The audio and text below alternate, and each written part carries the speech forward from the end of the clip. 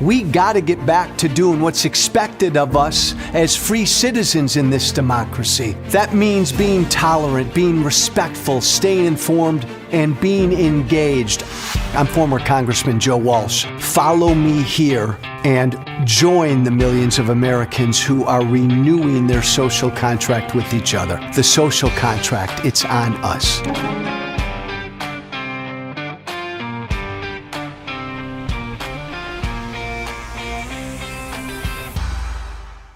Hey, Joe Walsh with you, former Congressman Joe Walsh with you. This is the Social Contract with Joe Walsh. Thanks for listening. Thanks for watching.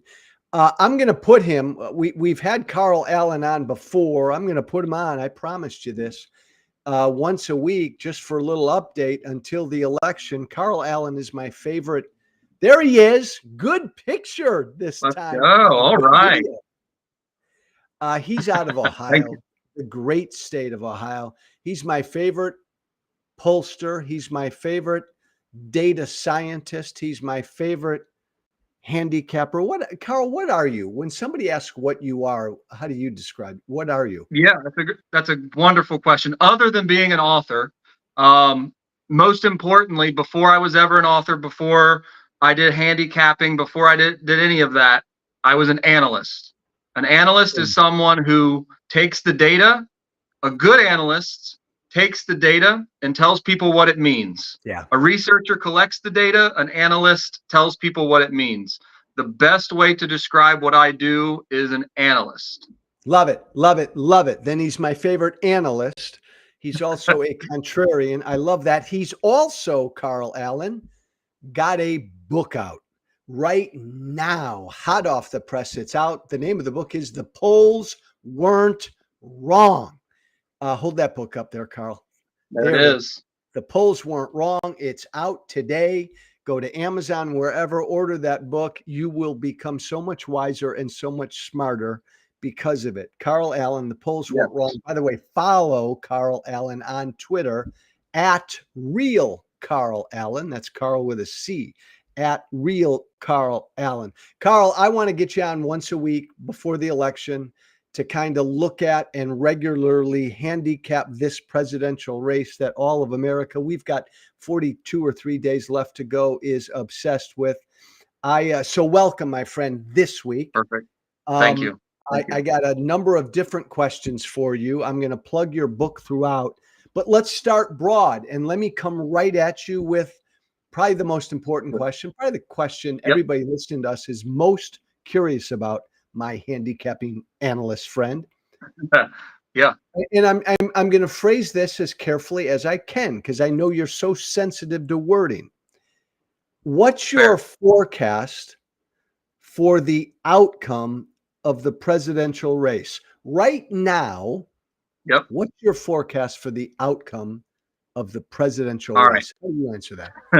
Since this is my second time on your podcast and I like you, I'm going to give you a short answer and then a long answer. Good. Short answer, presidential election, Kamala Harris is about a 66% favorite to win. 66% is pretty good. 66% in my forecast is higher than 538, much higher than Nate Silver.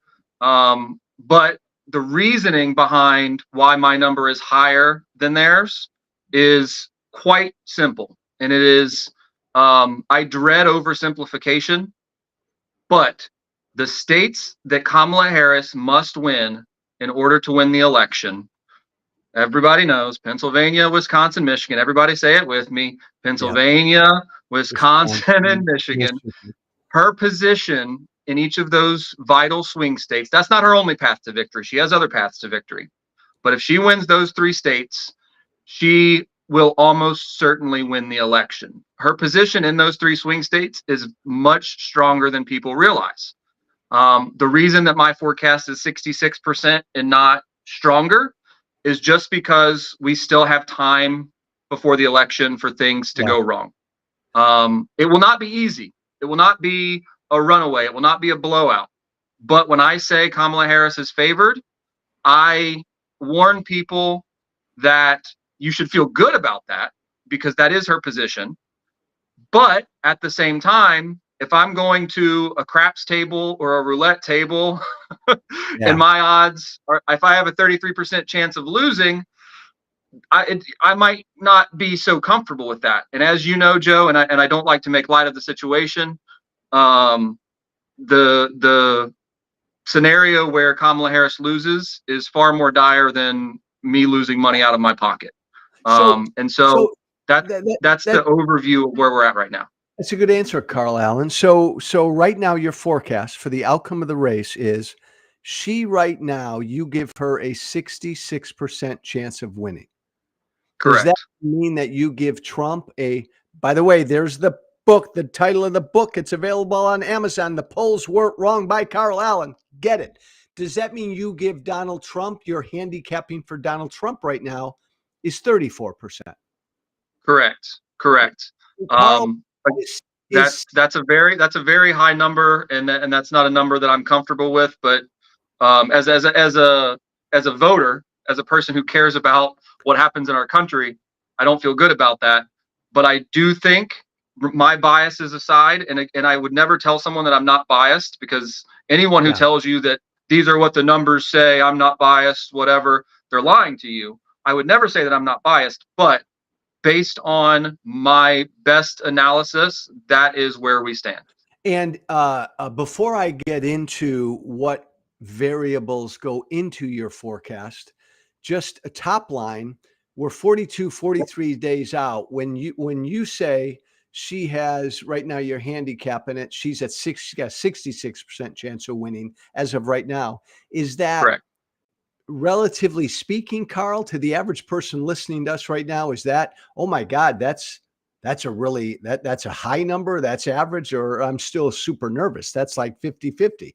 How do you when I put probabilities on things, forget it? I always tell people the difference between in math, the difference between 50-50 and 66-34 is huge. In an election where I think you would agree with me, Joe, that there are some very, very serious consequences of who wins and who doesn't. Yeah. We need to treat it as voters who care about things. We need to treat it as if we're behind, as if it's tied, because at the end of the day, what I think, what Nate Silver thinks, what 538 thinks does not matter. We must win nationwide, not just in the swing states, but there are important Senate races, there are important House races. Almost everyone has a race close to them that matters. So what I do as an analyst, as a forecaster, as a handicapper, I want to say, this is what I think, this is why I think it. And oftentimes my analysis will differ from other analysts. But whether you trust my numbers or not, action is required. So use the numbers accordingly. A quickie, Carl. If I'd have asked you that same question 2 weeks ago, do you remember where you would have put that number? Yeah, it was almost the same. Almost the same. Almost the same. Yeah. Okay. In my forecast, very little has changed in the past 2 weeks. Kamala Harris's numbers have gotten a little better, but that was basically priced into my forecast. That voice other forecasters. Continue, Carl. Continue. Other forecasters, primarily Nate Silver, he had her around 35%. Yeah. So I've done this since 2016. President, House, Senate races. My forecast has never had that big of a discrepancy between my forecast and Nate Silver's. Mine was around 65. His was around 35. We've never had that big of a discrepancy. I want to get into that. I want to get into that. I want to drill down on that. That voice, by the way, belongs to Carl Allen. Follow him on Twitter at Real Carl Allen. There it is right there and on the screen with the C. He is one of my favorite, I'll call him young because he's younger than I am. He's one of my favorite young analysts, pollsters, handicappers. He's brilliant. Got a great book out, just out right now. The Polls Weren't Wrong. There it is by Carl Allen. There's that beautiful book. Awesome. Carl, besides polling, for everyone listening to us, that 66% number you give Harris, besides polling, what other important variables are included in your forecast? Yep. there are a couple very, very important ones. One, how undecideds decide.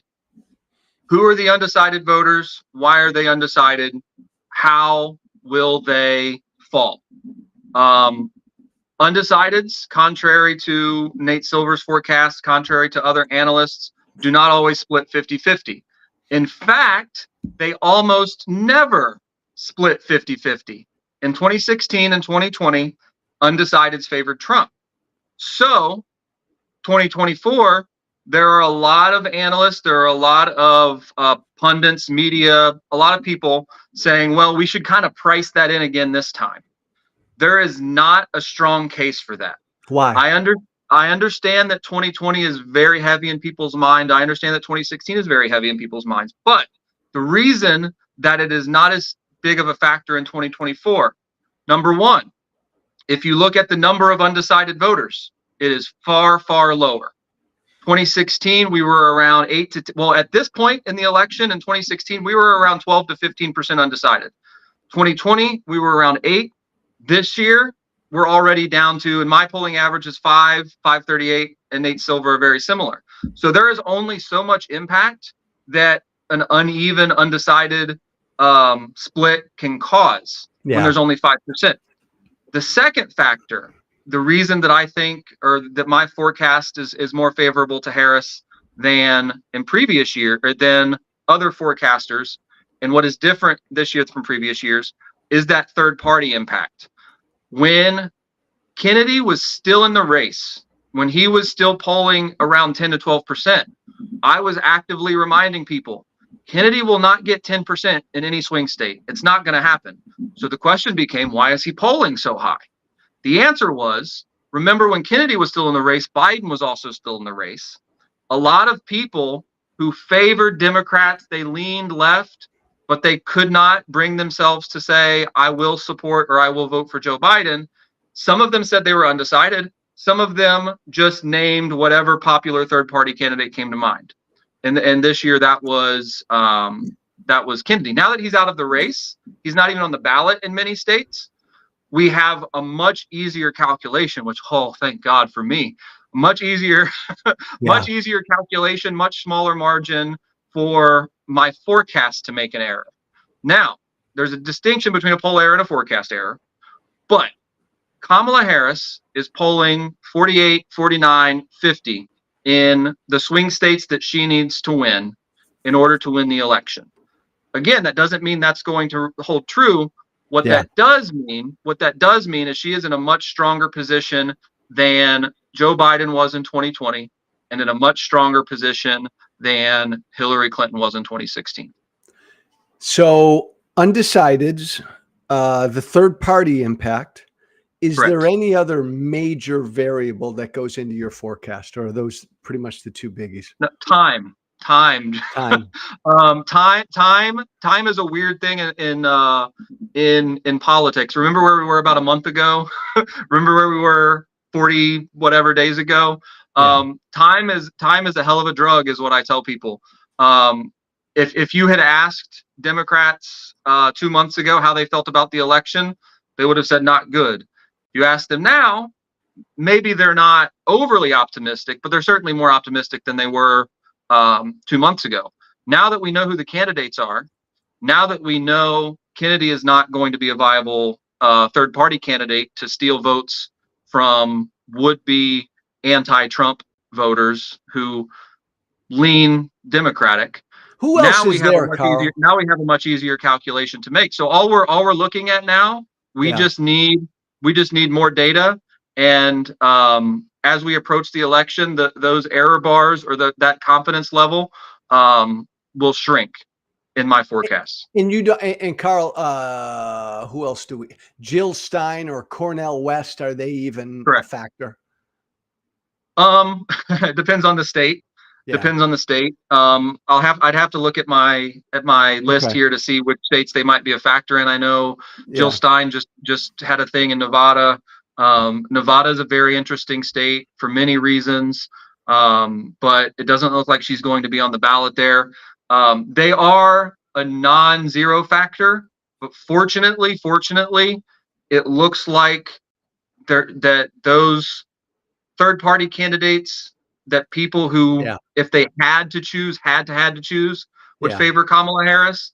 It looks like that those candidates aren't going to be a deciding factor in any of the major swing states. Carl Allen, author of The Polls Weren't Wrong, that great new book out there. The Polls Weren't Wrong by Carl Allen on the left. There's the beautiful book on the right. Go buy it. It's out there right now. Just came out. Amazon, go wherever and buy it.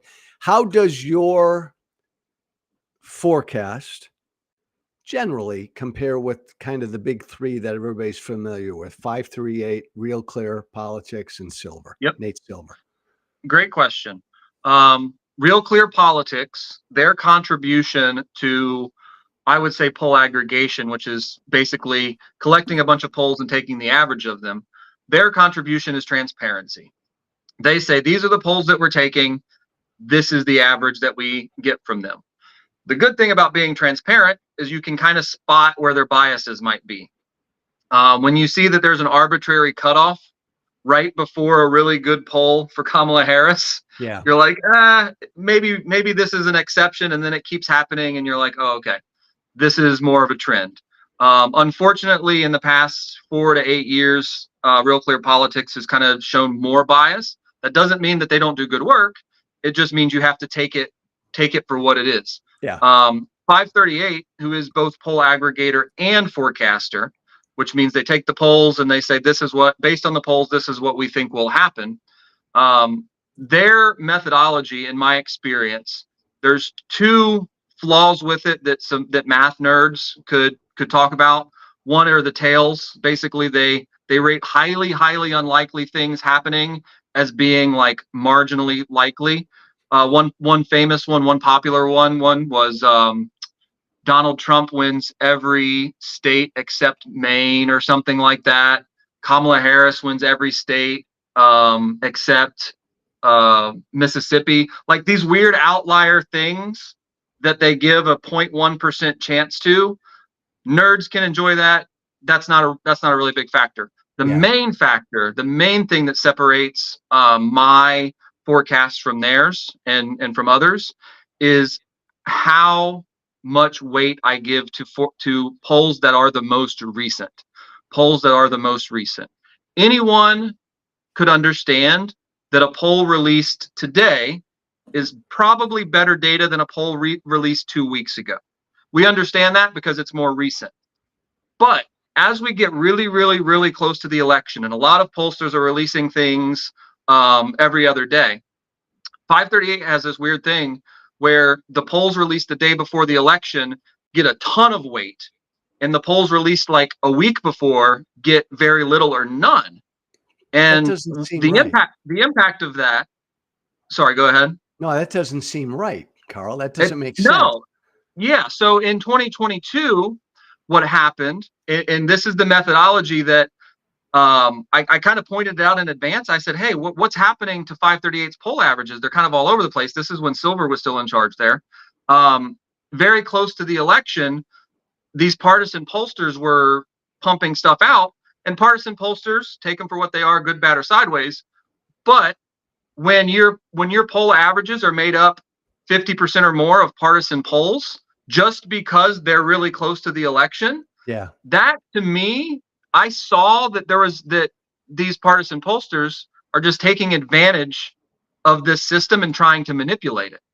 And I saw that happen before it happened. And I said, partisan pollsters will only get this much weight regardless of how recent they are in my polling average. And Silver released a statement about it, and I wrote about it in my book because it is a very big issue when we're talking about poll averages. Is if someone wanted to manipulate your averages, could they? As in, I have a vested interest in the public thinking a certain candidate has a better chance that they do than they do. Yeah. And Silver said, no, it's a free market. Democratic leaning pollsters could release polls too if they wanted. That they don't says something, which he took to mean Democratic leaning pollsters are taking polls, but they're not releasing them. Therefore, they must not be good. And then we saw what happened in 2022. Democrats allegedly overperformed their expectations, when in reality, if you in my opinion, had properly aggregated the polls, not allowed those partisan pollsters to flood your averages, you would have ended up something much closer to what I had, which had 50 and 51 Democratic Senate seats being the most likely outcomes. 538 had 48 or 49 democratically held seats, the most likely outcome. So that's a major, major difference in how I take my poll averages versus how 538 does. And there is a strong mathematical basis for that. I won't bore you all with it, but it starts in chapter 4 in the book. It's called Ideal Polls. Chapter 5, throw it in the average.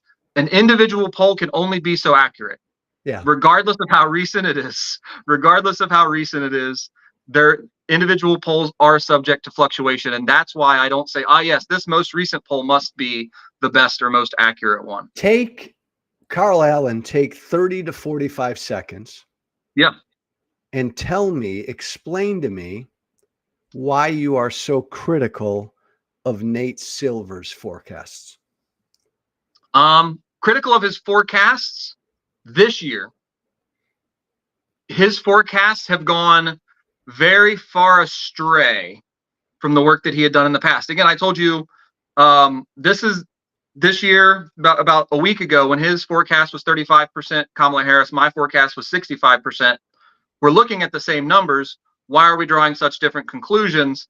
My understanding, since I followed his forecast for so long, is that there's either something has changed or his incentives for the work that he does has changed. It is well known that he has a relationship with Polymarket now, which is a prediction market, offshore, takes action on the election. To me, that conflict of interest is not necessarily a problem, but it does kind of explain why his numbers can be so volatile. If your employer or someone that you have a business relationship with makes money in volatility, that to me is kind of a red flag that maybe someone isn't doing as good of work as they had in the past. That's why I am currently critical of his forecast. There are other reasons in the past that are more technical, but starting really this year, that volatility, that movement has really raised a red flag for me. Take 30 seconds and answer this question. All right. Is there any pollster that doesn't have bias? That's they a great question. All? Yeah. Do you? That's a great question. I'm always asked, Carl. I mean, obviously, every politician has a bias. I've been in the media. Right. Everybody in the media has a bias. Does every pollster, forecaster have a bias? I think everybody does have a bias, but data itself, if it is properly collected, should not have a bias. That doesn't mean it can't have an error, but that does mean if you collect your data a proper way, that there's not bias in it. Now, here's one of the major factors, and then again, and this doesn't differentiate me a ton from 538 and some others, but transparency in how a pollster A collects their data, B weights their data, as in saying, okay, we observed this, but we didn't get much response, or there was you have to weight your data after you collect it. Perfectly valid mathematical process. And then obviously the back end of how your poll data is reported. There are some major factors in transparency that go into whether or not a pollster is biased. And if a pollster is consistently putting out numbers that lean or skew a certain way, this is the really hard thing to understand. And I only talk about it briefly in the book, but there is no objective way to weight your poll data, which is to say, you could give 5 very, very good qualified pollsters the same exact raw data. This is who we interviewed. These are their demographics, etc. And they would all give you slightly different weighted data. And that's okay. The problem is when that data consistently, historically skews one way, and when a pollster isn't transparent with how they're weighting their data in the first place. That is where I have a major problem. And in fact, Joe, I've started not even including them. I should have done it sooner, but I've started not even including those pollsters in my polling averages. I said, look, Wow. if you're not transparent with how you do your work, you should not be included. I don't care how well your polls have predicted the election in the past, which is Nate Silver's standard. Yeah. I will not include it because I don't know where your numbers are coming from. You could just be making them up. And there's a case that some pollsters have kind of fudged numbers in places. I've seen you, Carl Allen, talk about recency bias with Silver's forecast. Yep. Yes. A couple questions, my friend. Why is that bad? So recency bias has a place. In polling, more recent data, because it is closer to the election, should be more reflective of the population, which is to say a poll that we take today, 40 whatever days before the election, versus a poll that could be taken 2 days before the election. Well, that poll 2 days before the election, because it's not impacted by all that time that we're missing in between of how people might change their mind, how undecideds might decide, that data should be more accurate. The problem is when you start drawing the line between a poll that is 2 days old and a poll that is 3 days old, a poll that is 3 days old and a poll that is 5 days old. Yeah. Fundamentally, very, very little has changed. Almost nothing has changed between that 5-day-old poll and the 2-day-old poll. But because of their methodology, other forecasters give substantially more weight to those polls that are closest to the election. The underlying reasoning makes sense. The underlying reasoning is it's closer to the election, so it should be more reflective of the population of people who vote. The problem is, like I said before, when I talked about the fluctuation of poll data, polls are, as a tool, messy. They're a little bit noisy. We need a lot of poll data to pinpoint where exactly we are. And that's why we take an average in the first place. But even that average is subject to a little bit of noise. So to narrow it down to 2 days before the election versus 5 days before, a week before, that is very, very arbitrary. And that is giving a lot of undue weight to these 2 or 3 polls that were taken closest to the election, when those polls are still subject to the same noise that all polls are subject to. So when I talk about recency bias in poll data, it's the same thing with recency bias in our analysis. Most prevalent in our minds when we talk about elections are 2020 or maybe 2016, considering the kind of shock outcome. So we look back at those elections and we say, wow, that happened then, it could happen this year. Yes, that is true.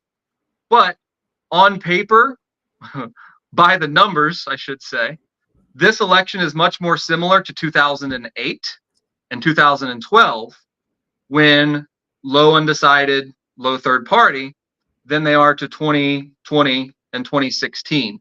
My analysis, which does get a little bit into the technicalities of things, and I also look at non-US data, I say we need to compare things on similarity. Not by what names are on the ballot, not by Democrat, Republican, not by what happened last election, but by the underlying variables. How many people are undecided? How many third parties are there? I would say we're approaching a point in US politics where historical trends don't really apply as much as they used to, because even just 15, 20 years ago, not many election cycles ago,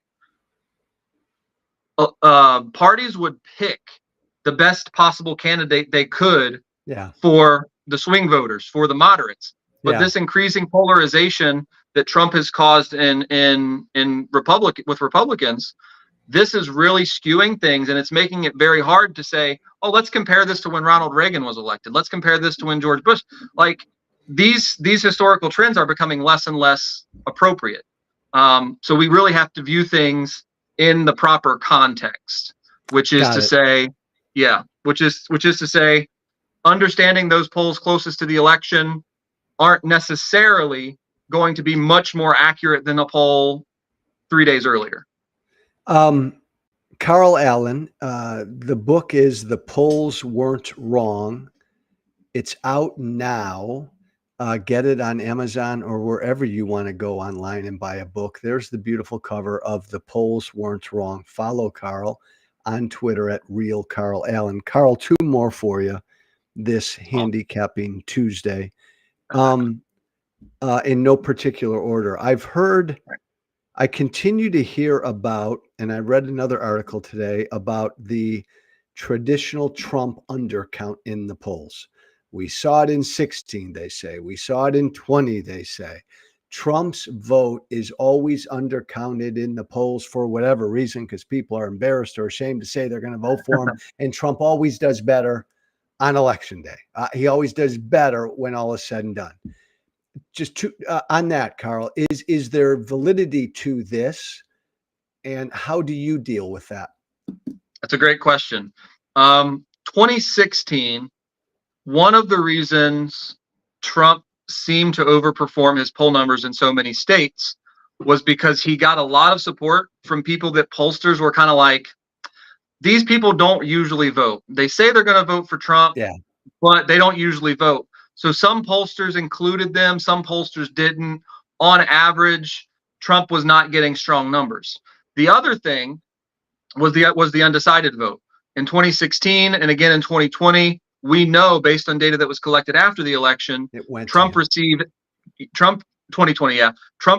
least 60% of undecided votes in swing states. Some were higher than that. So that difference that was being made up by those undecided voters and those unlikely voters was very prevalent. The good pollsters, and we know this by looking at their methodology, the good pollsters in 2022 and again in 2024, they started accounting for this. There's no perfect way to account for voters that you can't talk to. Trump voters are notoriously hard to get a poll from. These white, working class, rural voters, they're harder to poll.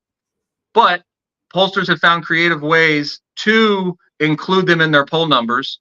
And we're starting to see that with all of this noise close to the election. People are getting really scared every time they see a poll that says Trump is up 2 in North Carolina or up 3 in Arizona.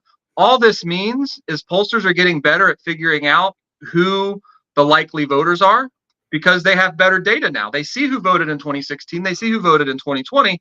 So to say that this trend will continue to happen is not a poor.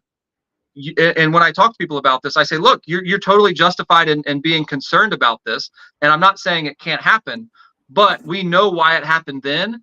And the factors that caused it to happen then, we're not seeing those same factors in 2024.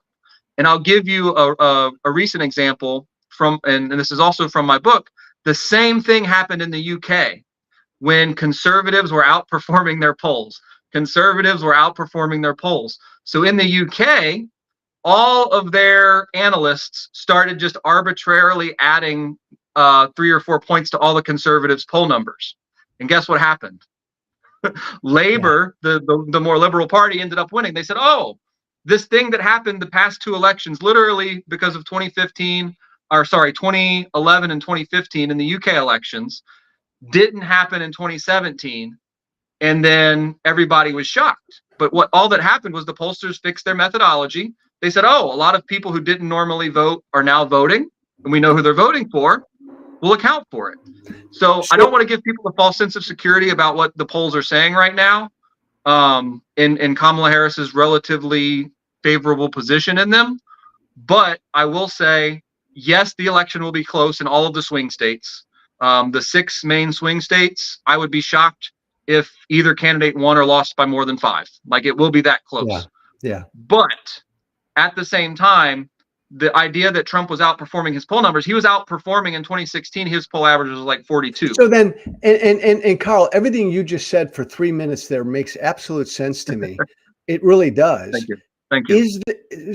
And maybe this can never be measured, or has it been measured? Is there a thing where people are more reticent or hesitant when being polled to say they support Trump?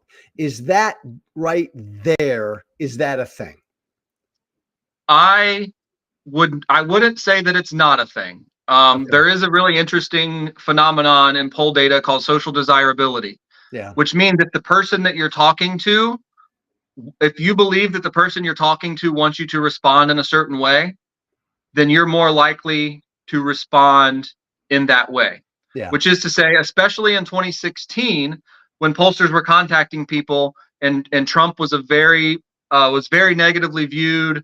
Analysts were saying he had very little chance of winning, etc.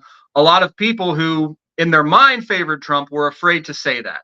They were afraid to say, I support Donald Trump.